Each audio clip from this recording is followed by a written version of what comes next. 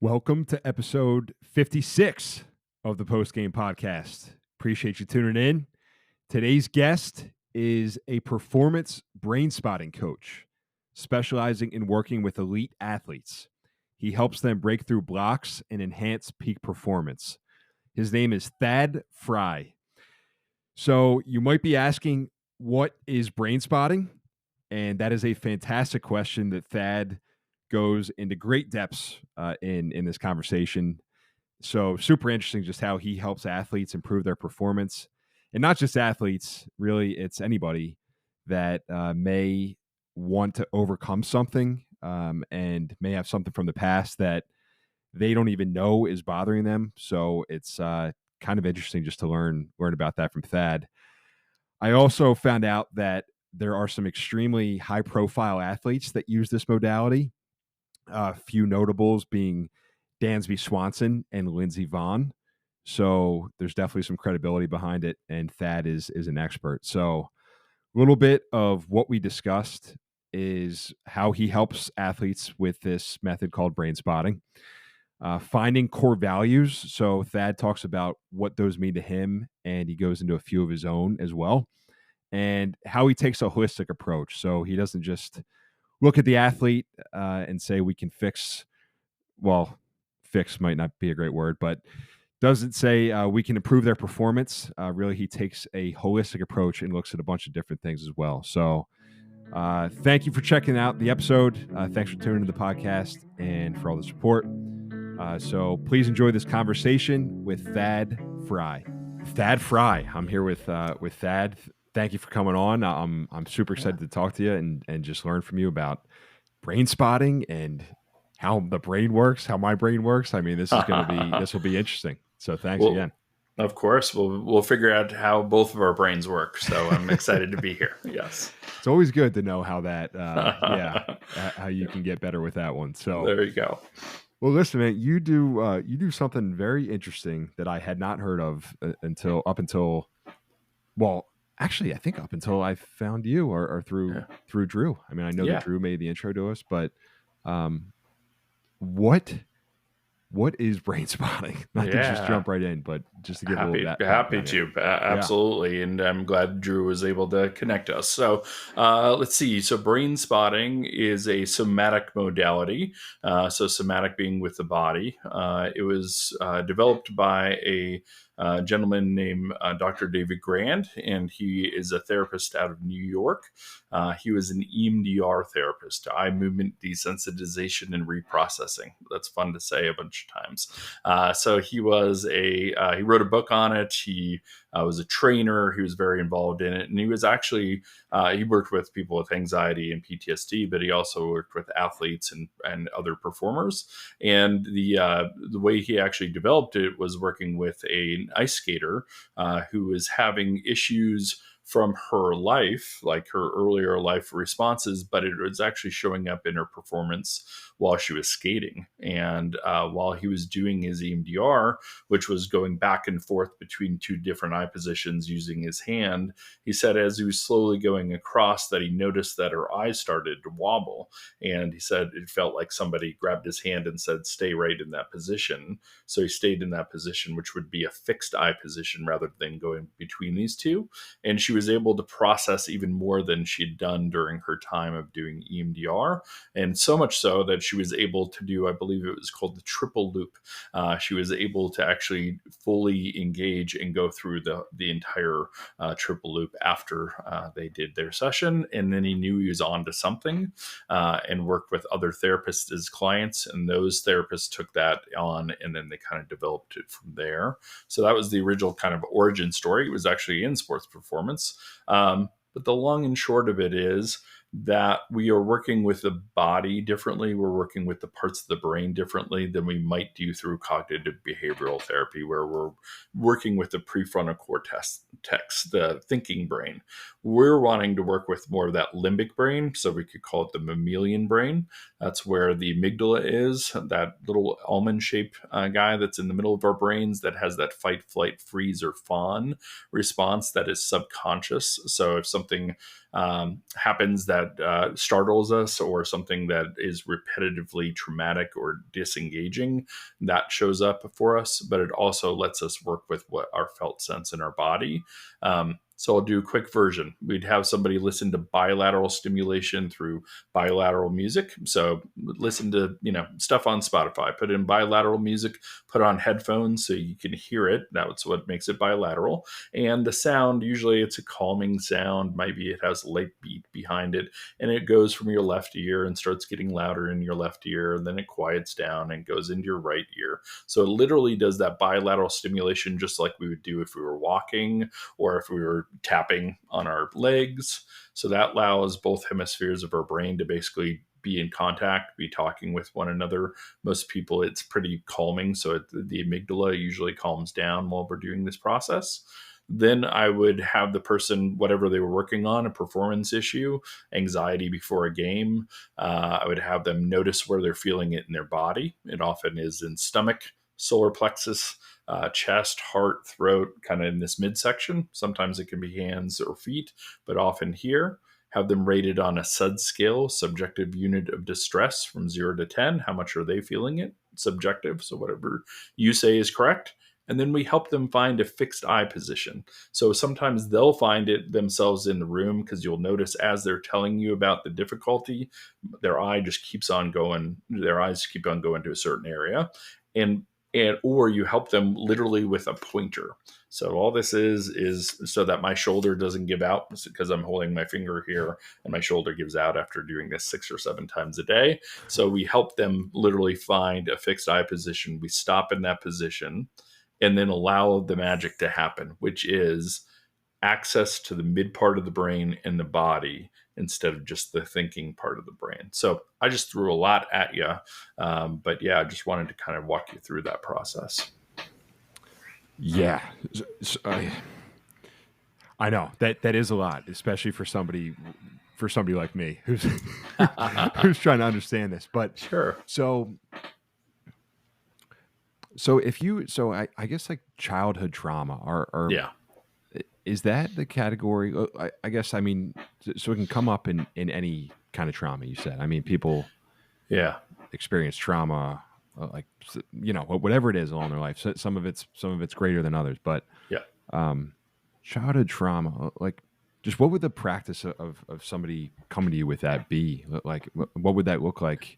Yeah. And that's, I don't know if that makes sense, but yeah, totally makes sense. So, even if I'm working with somebody around generalized anxiety disorder, PTSD, or if I'm working with a songwriter who's running into a mental block, or somebody that is in sports and is retiring from their sport, whether it be after high school, college, or pros, all of those things, we're bringing ourselves into it.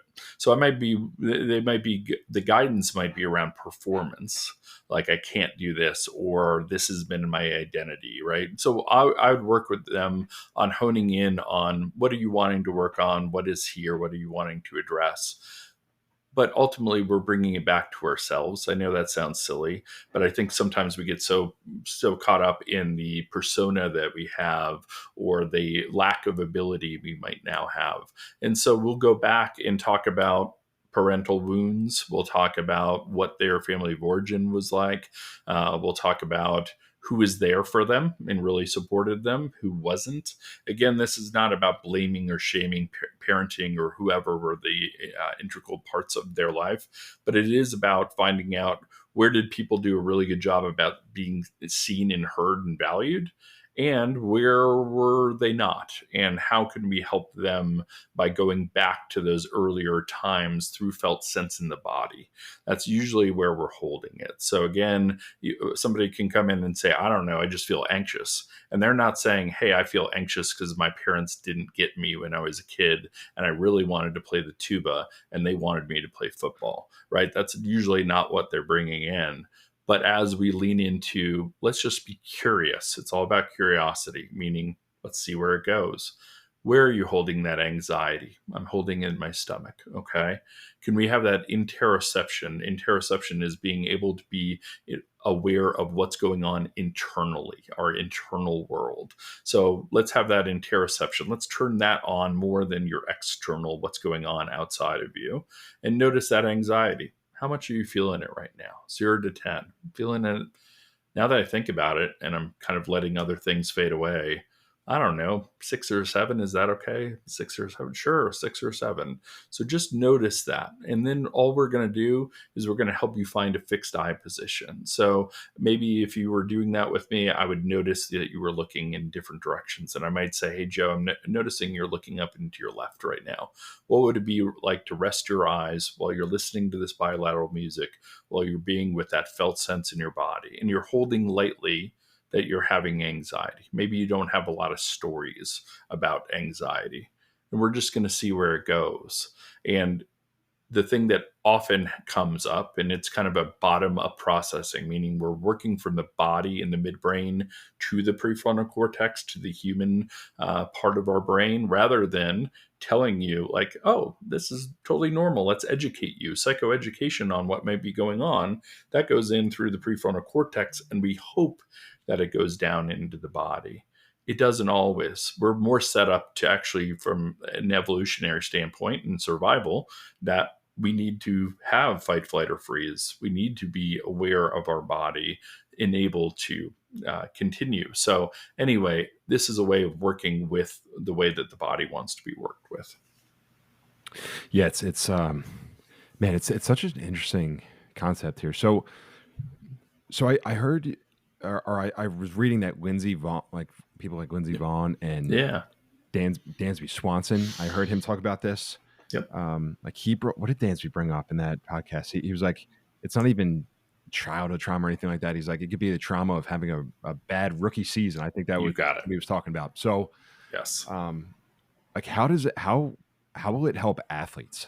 What is what's that like for them? Absolutely. So if we're talking about, and I'm using these terms loosely, I think once an athlete, always an athlete, but I'll say more active athletes. So let's look at that. A lot of the times that people come to me specifically, they come to me because they develop something like the yips. They develop some kind of performance block.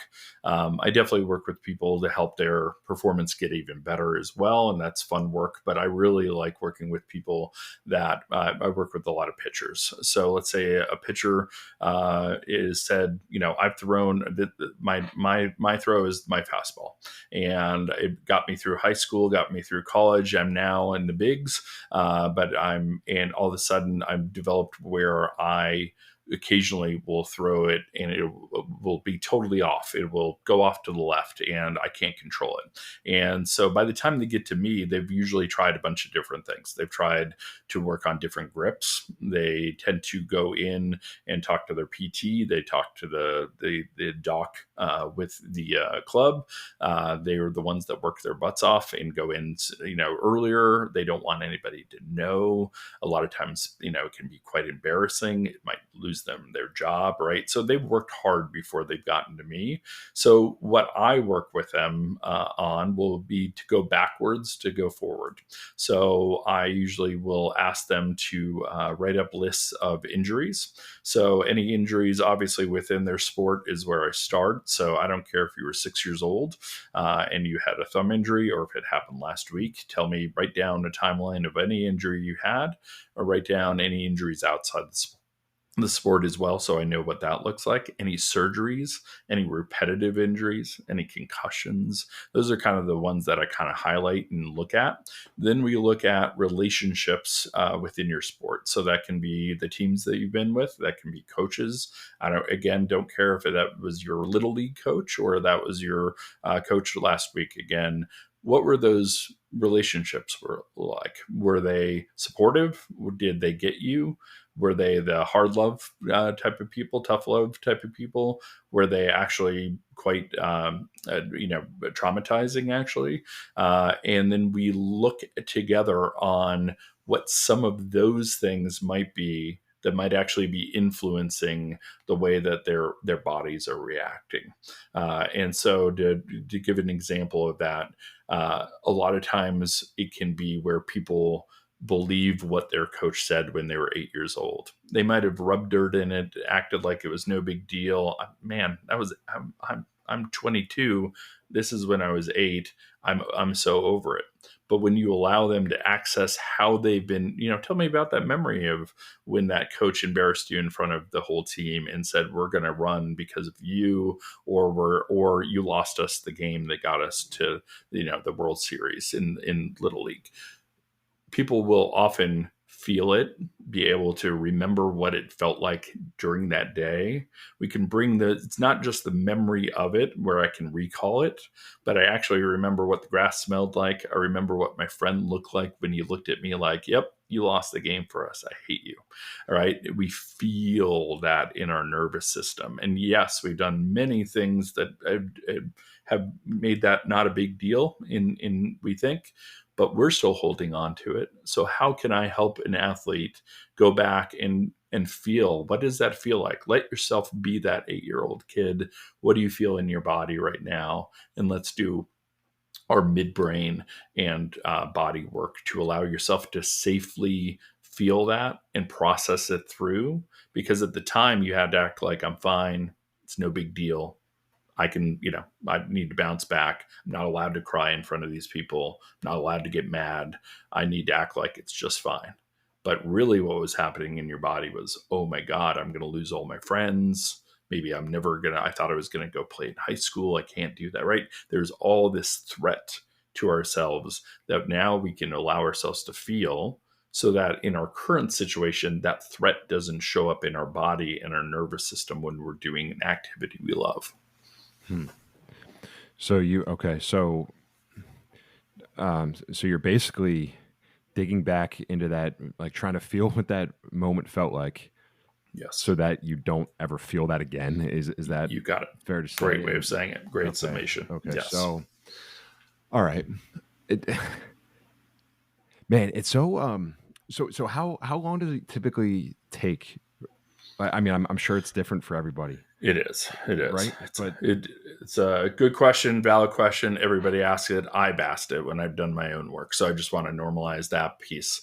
I always tell people, if I'm working with somebody around anxiety, let's say they were in a car accident, and when I look back at their lives, generally they've had a beaver cleaver life. They've had a good life. Everybody's been, there hasn't been much trauma or adversity.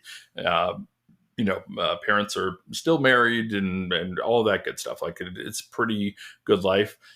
When we work on one specific trauma, it usually can be resolved within a couple sessions because they have that baseline.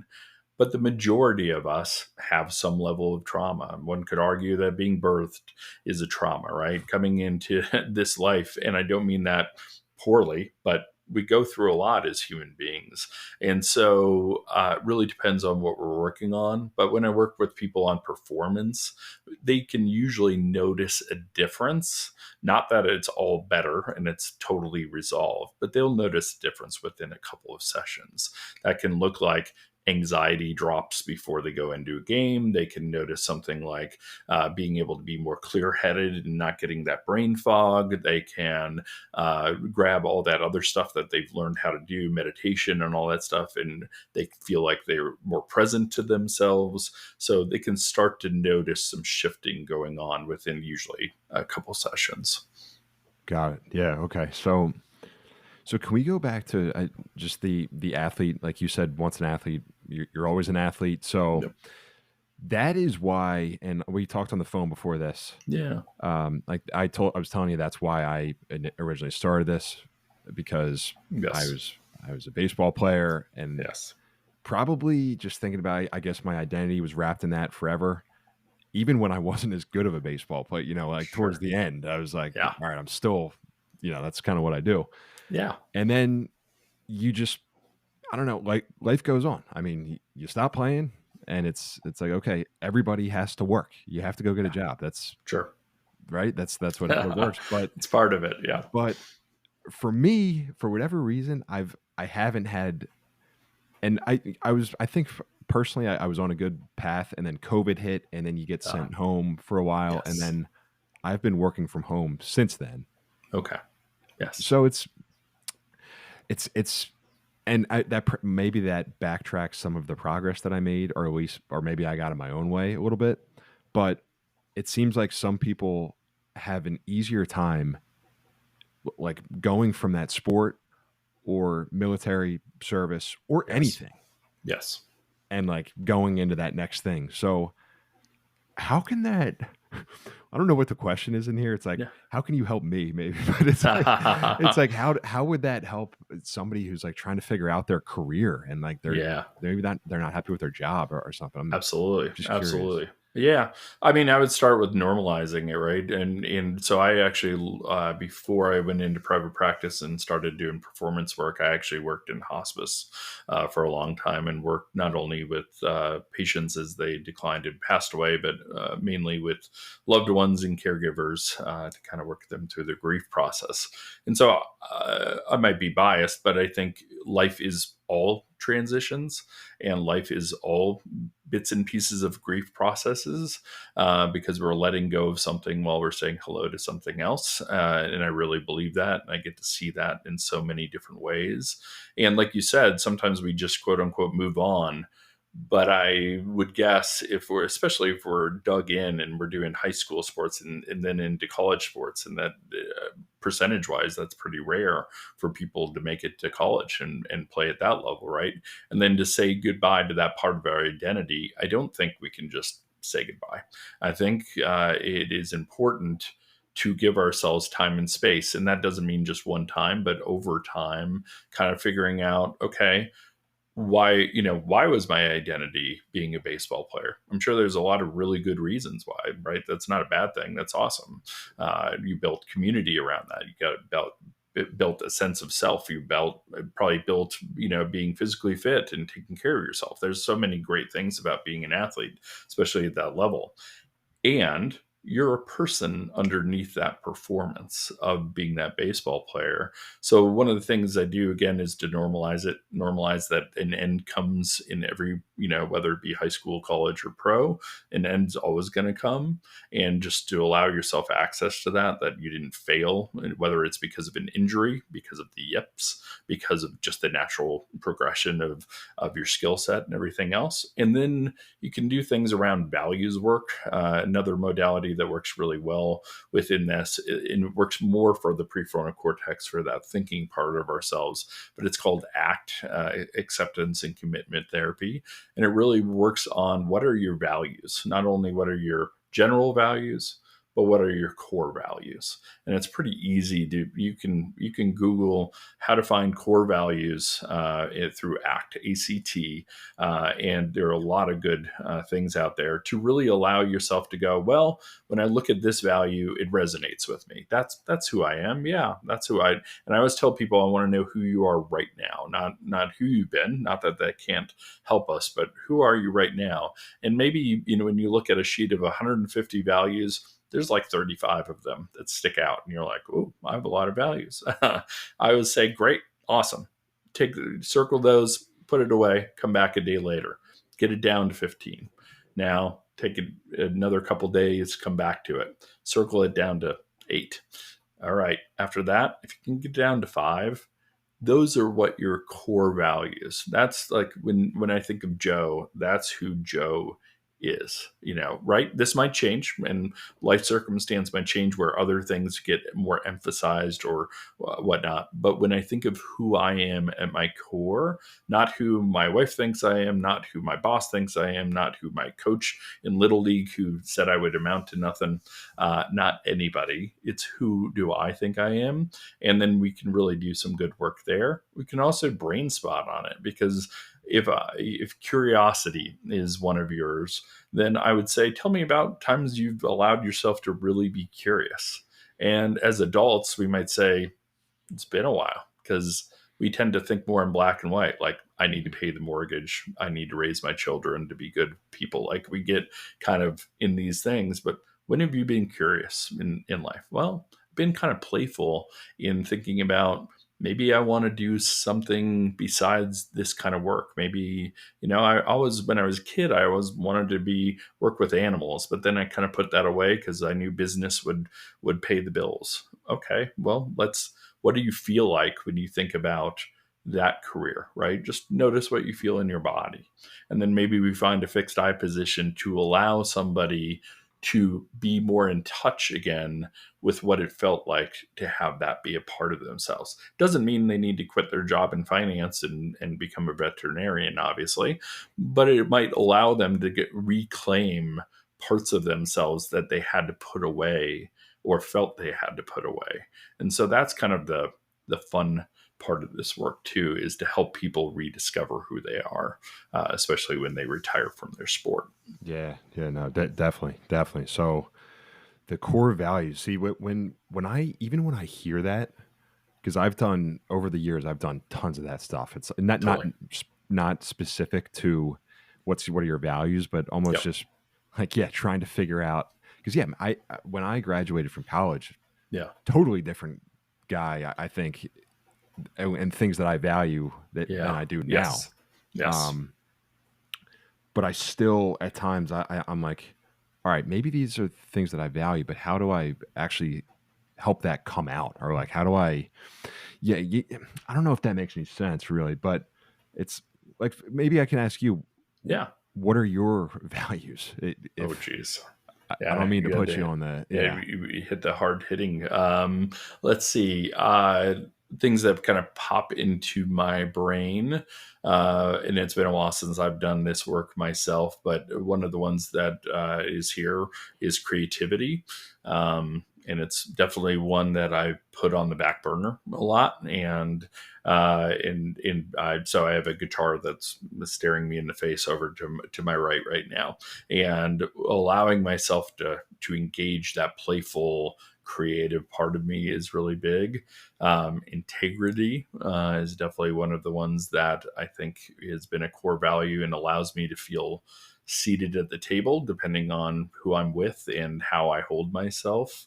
Yeah, I would go back to that word. Curiosity is definitely a gigantic one, because if you would ask me 10 years ago if I would be talking with you on a podcast about Brainspotting, one, I don't remember when podcast started, but I sure as hell wouldn't have probably done Brainspotting, because I was in the thought that I needed to read every book and absorb everything I could, and be able to basically do a lot of psycho ed and normalization, and that would get you across the finish line as my client.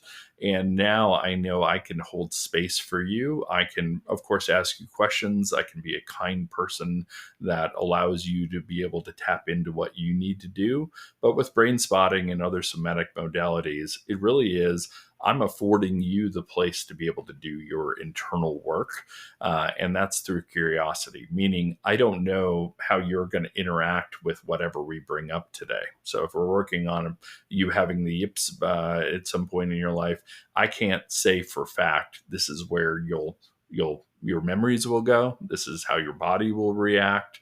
This is what emotion you're going to share with me. I have no idea. But I do know that eventually you're going to get to a place that you're going to feel more healed from those experiences and be able to feel more whole. And that's what I've learned over the last 8 years, especially. Yeah, no, definitely. Because even it's like when you bring up certain, like when you've brought up certain things in this conversation, I feel myself kind of reacting to it a little bit. So Totally. like we talked about that. I don't know if I ever diagnosed myself with having yips or anything like that, but Yeah. I definitely struggled throwing a baseball at times, and I thought it was like, dude, you are so soft. Like, why can't you just figure this out? But I don't know. Yeah, because even then, that's what I'm just curious about. It's like, why are the guys like Bryce Harper and I don't know, football, like you see Jalen Hurts and he catches a lot of heat for not whatever, but it's almost like they're unfazed by anything. Yep. Is that true? I mean, wow, great question. So I look at it in two ways.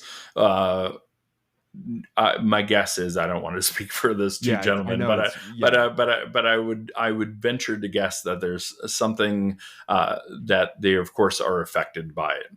Now, are they able to perform and not be affected during their performance, if the performance is that game or that season or even their time in their sport? Maybe. That's a long time to go to not be affected. Is it showing up in other areas of their life? I would guess so.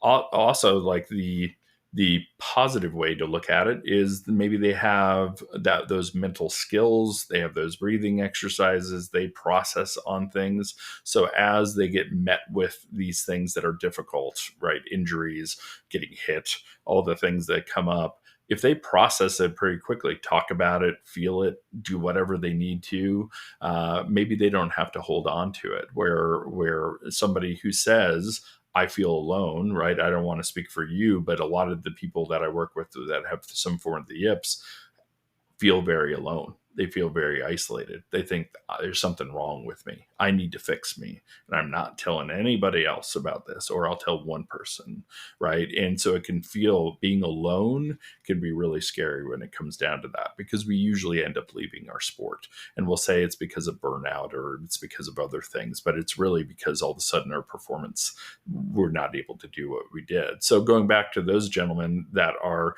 they're either able to really process and be able to, do their work before and after games, to be able to present and be able to be that blank slate and just show up and do the work, and or they have something in their background, probably family of origin, that allows them to disassociate. And we all disassociate. Disassociating, looking at it through a positive, quote unquote positive lens, would be watching a really good movie and being so lost in the movie that we forget we're the ones eating popcorn and not in the movie, right? So that is that. But we have many other forms of dissociation because we've been through trauma, usually as children, but sometimes as adults, where we're not consciously aware of really being in our bodies, or we kind of block out things. So people, athletes are people too. So sometimes they bring their family of origin issues.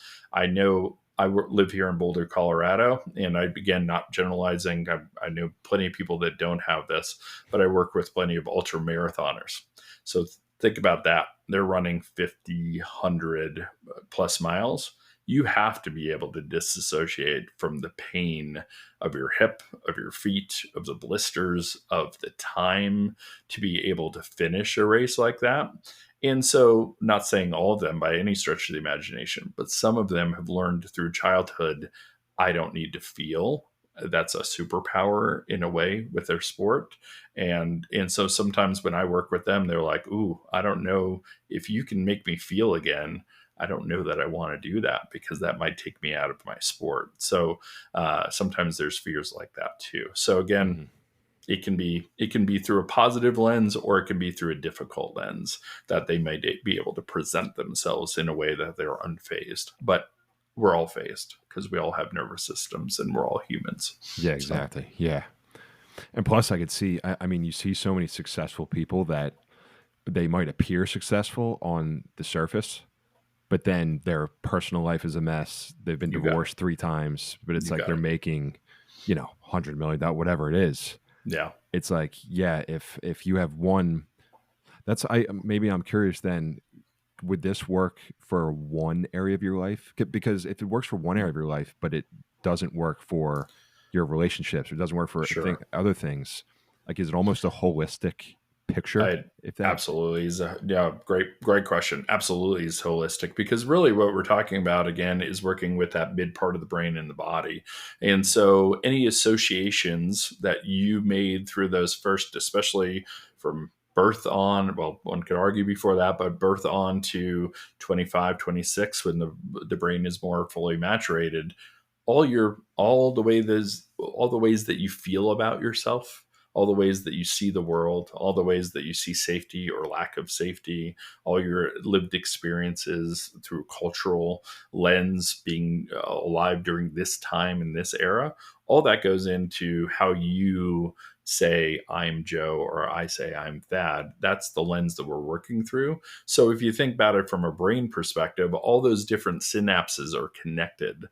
Those that fire together wire together is kind of the saying. So some of them make logical sense when we're doing brain spotting, and somebody will start on an issue around a coach, the current coach in the bigs, and then it goes back to a father who loved them but would always ask them where they messed up in that game rather than supporting them, after a little league game, right? Those kind of make sense, where those memories might show up for them or those body sensations might, right? Other times they'll go to places that don't make quote unquote sense, but make sense for the way that their brain wired those things together.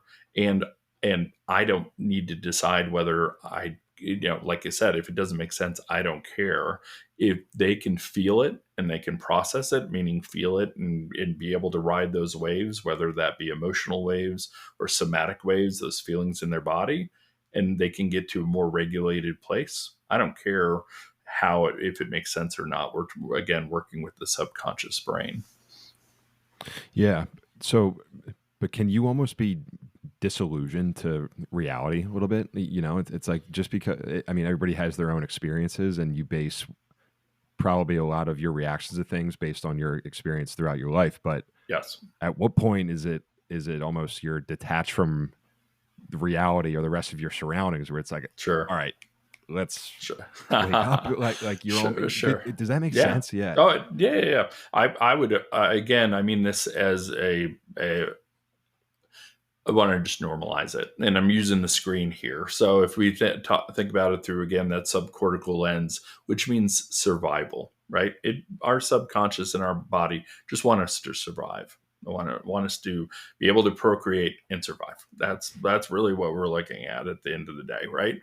And so if we're looking at the top of the screen and we're looking at fight or flight, and freeze would be down in that. So think about it as hypervigilance. Like, I need the blood flow to go into my arms and legs so I can fight or I can run away, right? So I can survive. Hypo means hypervigilance, means shut down. So that's where we go, oh, I can't fight or flee, so I'm just going to shut down, and hopefully the wolf that's at the door will think I'm dead and move on, right? So we get in these patterns. Now, obviously, you're going to see that at the grocery store when the lady yells at the nice clerk, and you're like, why would she be like, all she said was, do you want your change back or have a nice day? And she's screaming at the person. That version, there could be many reasons why that is, but if we were looking at it through this lens, it can be because of that person's experience. They are in hypervigilance all the time. They are ready to fight all the time because probably they came from family of origin or life experience where it was threatening to them. And that safety, that feeling, again, that's why it's hard to talk about this stuff as clearly, because it's a felt sense. So she's walking around, doesn't know better, just thinks, this is me. I'm this way. This is always who I've been.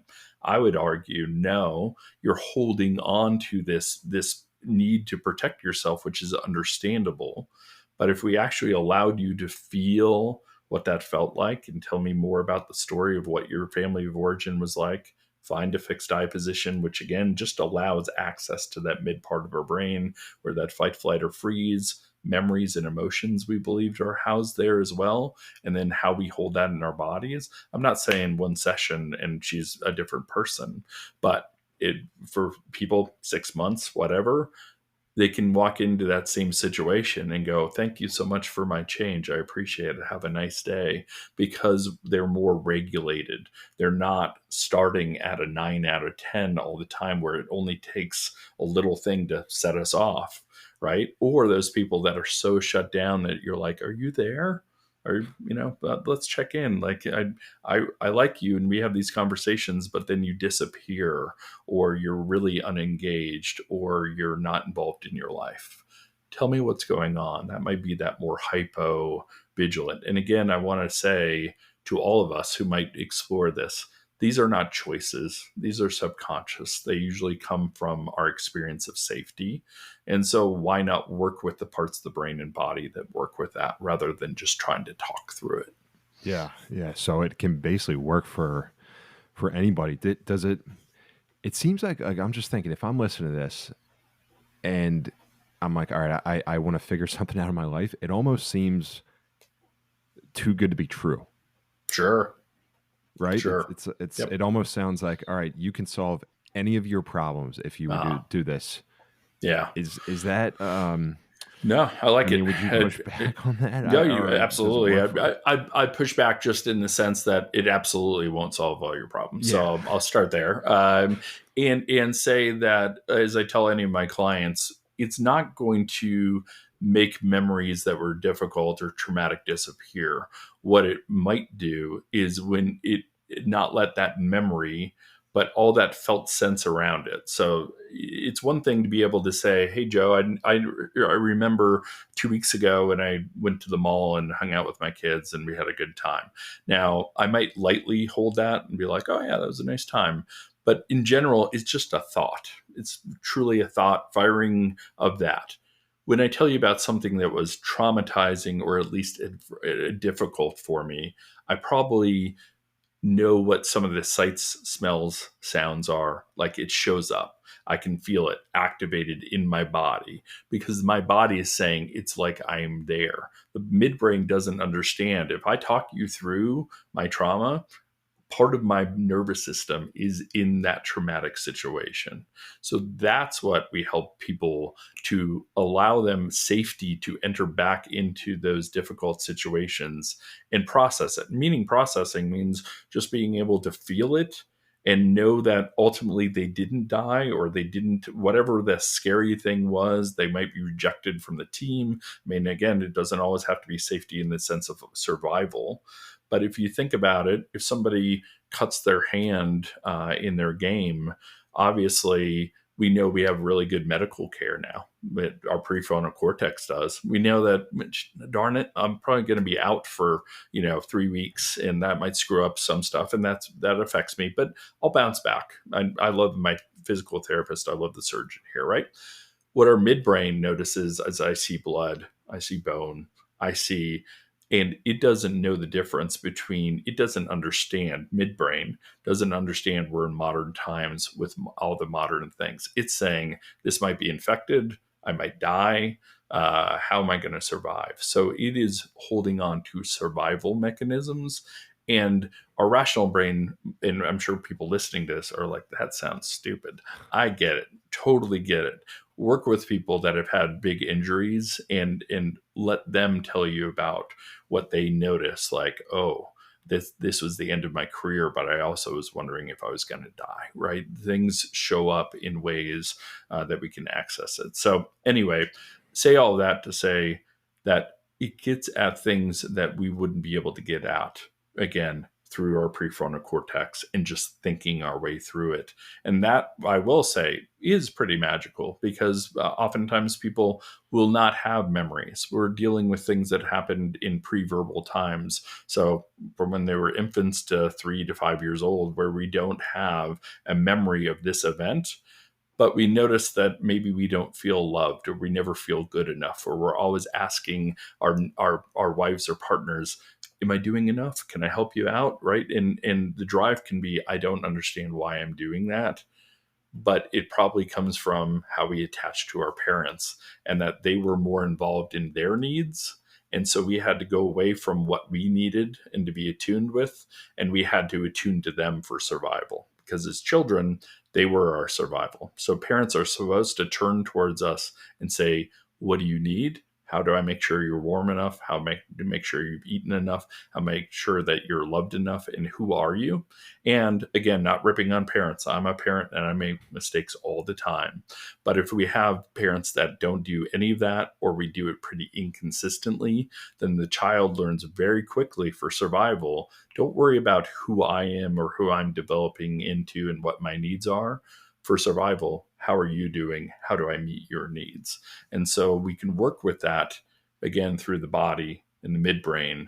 But how would we ever enter in through the thoughts, because I don't even have a memory of being 3 years old and having to turn away from who I was at that time.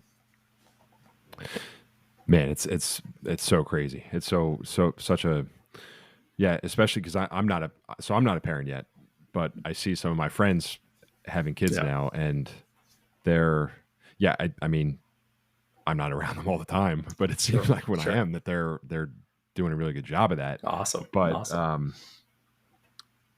just complex. There's a lot of complexities in human beings, man. It's wild. So just thanks for sharing this stat. I know you have to run in a few minutes, and just thanks for the time. I just, if you don't mind, I just want to ask you one more thing, because Please. This is going back to the phone call that we had like a couple weeks ago, and you were talking about like listening to your body and intuition, and I know that is really kind of weaved into a lot of what you've talked about today. But can you just share your thoughts around that, like listening to what your body's telling you and that intuition? Because everybody has it, but it doesn't seem like everybody follows it. That's for sure. That's definitely true. And so I'm going to call myself out as I'm talking to you about it. I am just as good as probably anybody listening to this at blocking that out of listening, but then discounting. And I'm a therapist, and I do this every day with people. So I just want to normalize that I was raised in this society where at this time we love the prefrontal cortex for a lot of good reasons. But when we think of smart people, when I say, hey, who's a smart person to you, you're probably thinking of people in business or in science, and those are smart people. Of course they are. You didn't think about the yogi or the person that is body centered or the person that listens to their intuition, right? Because that's not what we currently in general tend to think about as smart, or the people that we hold up. So I say that just to normalize it for all of us, and that I'm not trying to say I do this a lot better than anybody that might be listening to us right now. But what I will say is I noticed that throughout my life that I hold a lot of anxiety in my stomach. So much so that it just was me, and I blocked it out. It just was like, oh, when I finally started to do mindfulness work, when I finally started to do my own brain spotting, when I slowed down and didn't just get in the race of my life, which I often jump right back in that current many times, like many of us. But when I take time to be on my walk, be on my run, do my mindfulness techniques, I'm not trying to solve anything. I'm just trying to notice. So I notice what my stomach feels like and how I'm holding it. And then I might ask myself, well, what's that about? And very rarely am I going to have a thought that bubbles up that goes, oh, this is exactly what it's about. That it's about when you were 3, right? It's not as though that is it, but it allows me to start having a relationship with myself and being curious again, noticing what's that about? I didn't notice that I was having that earlier today. Am I walking into something that's bringing up that felt sense in me, or has it always been there and I just wasn't attuned to it? So again, just allowing people to, we talked about attunement between a parent and a child. There's a lot of self-attunement that we all can do to say, what am I noticing? So as I'm talking to you, I've enjoyed our conversation. I enjoyed when we got to talk earlier as well. I felt very comfortable. I just wanted to be able to share that with you. So I have a light anxiety in my stomach, and I noticed that I'm holding my shoulders in a little bit. Do I know exactly why I'm doing it? Nope. But might I do some self-brain spotting to be like, wonder what's going on? What is it about showing myself to the world or having this conversation that might make me be pulling myself in and raising my anxiety more than if we were grabbing coffee together, on a Wednesday. So anyway, it allows access to ourselves. I think the body does let things bubble up. I think the midbrain does let things bubble up to our conscious awareness. And I've heard different things about this. But the subconscious subcortical brain, so below that prefrontal cortex, fires at such a fast rate, so much faster than our prefrontal cortex, yet we don't think it's the one driving the bus. It's driving the bus most of the time. We think because we think, therefore we are, therefore I am. Descartes, awesome. But that's not true. We have so many other things going on that are driving us. So why wouldn't we listen to what's driving us, right? Be curious and then do these type of work, brain spotting, EMDR, somatic experiencing, meditation, doing our athletic work, whatever it is, just being in the body differently. Awesome, man. It's so interesting, and again, just thanks for the time. I mean, Yeah, I hope that this can, yeah, just help somebody listening in, just to, at least to get curious about themselves. I don't know. I mean, it doesn't that would be awesome. have to be brain spotting, but yeah, Yeah, it's very very interesting. So yeah, that I'm happy we're yeah. connected again, man, and yeah, just thanks for the time today. I really appreciate it. I All right, appreciate it, Joe. Thanks so all right. much.